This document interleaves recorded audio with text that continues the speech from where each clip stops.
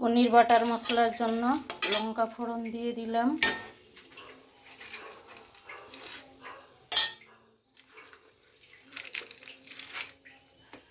একটু বাটার দিয়ে দিলাম,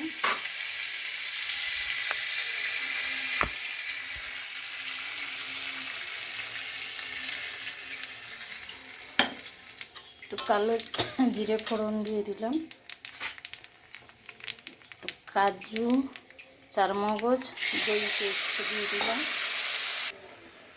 মশলাটা ফুটে গেছে। এখন আমি পনির ভেজে রেখেছিলাম,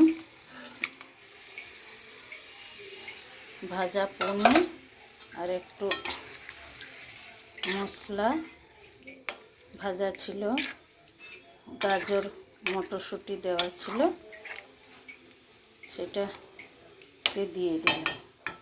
আর একটু গরম দুধ দিয়ে দিলাম, একটু গরম মশলা দিয়ে দিলাম।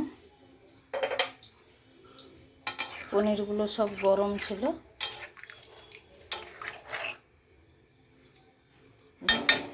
পনির বাটার মশলা রেডি। তরকারিটা ফুটে গেছে, একটু চিনি দিয়ে দিচ্ছি, দিয়ে আমি গ্যাসটা নিভিয়ে দিচ্ছি। এখন পুরো রান্নাটা